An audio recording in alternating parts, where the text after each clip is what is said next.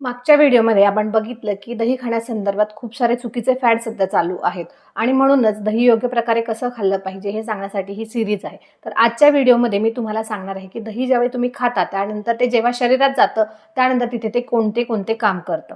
तर ह्या व्हिडिओमध्ये दह्याचे सगळे गुण आपण बघणार आहोत, त्यामुळे व्हिडिओ शेवटपर्यंत नक्की बघा आणि व्हिडिओ आवडला तर चॅनलला लाईक करा, शेअर करा आणि सबस्क्राईब करा. दह्याचे जे गुण सांगितलेले आहेत आचार्याने, त्यातला पहिला गुण जो सांगितला आहे तो म्हणजे आम्लपाकरसम. अर्थातच दही चवीला हे आंबट लागतं, परंतु ते पाककाली सुद्धा आंबटच काम करतं, म्हणजे शरीरात गेल्यानंतर पचल्यानंतर तिथे सुद्धा ते आंबटच काम करतं. हे स्पेसिफिकली का सांगितलेलं आहे तर असे काही पदार्थ आहेत ज्यातलं की आवळा आहे, जो की रसाला आंबट आहे परंतु शरीरात गेल्यानंतर तो मधुर काम करतो. तर म्हणून आचार्याने स्पेसिफिकली सांगितले की दही हे रसाने सुद्धा आंबट आहे आणि पाककाली सुद्धा आंबटच काम करतं. त्यानंतर दुसरा महत्त्वाचा जो गुण सांगितलेला आहे तो म्हणजेच गुरू.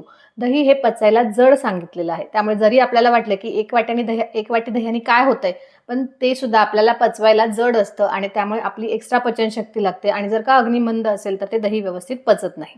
तिसरा खूप महत्त्वाचा गुण जो दह्याचा सांगितलेला आहे तो म्हणजेच उष्ण, जो की बऱ्याच लोकांना माहिती नसतो. लोकांना वाटते की दही हे थंड आहे आणि म्हणून उन्हाळ्यात बऱ्याचदा खूप जास्त प्रमाणात दही खाल्लं जातं. पण दही हे स्पर्शाला शीत आहे, म्हणजे तुम्ही त्याला हात लावलात तर ते तुम्हाला थंड लागणार आहे, परंतु शरीरात गेल्यानंतर, पोटात गेल्यानंतर ते त्याचं उष्ण काम करणार आहे आणि म्हणूनच दह्याला अग्निकृत सुद्धा म्हणलेलं आहे. म्हणजे ज्यांचा जठराग्नी मंद झालेला आहे, भूक कमी झालेली आहे, अशा लोकांचा अग्नी वाढवण्याचं काम हे दही करत असतं.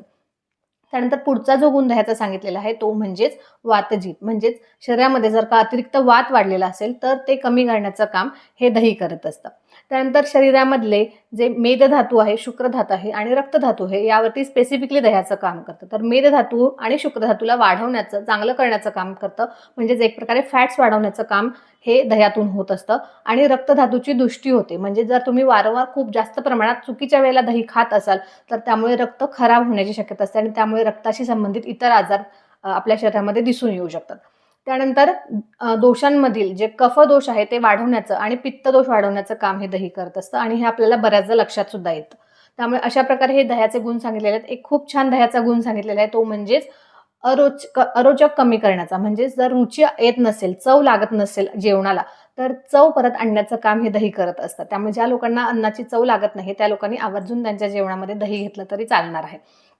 पुढचा जो आपला व्हिडिओ आहे त्यामध्ये हे जे दही आहे ते योग्य प्रकारे कसं खावं, कोणत्या वेळी खावं हे डिटेलमध्ये सांगणार आहे. त्यामुळे बेल आयकॉन जो आहे तो क्लिक करून ठेवा आणि हा व्हिडिओ जर आवडला असेल तर नक्की सगळ्यांना शेअर करा, व्हिडिओला लाईक करा, कमेंट करा आणि चॅनलला सबस्क्राईब करा. धन्यवाद.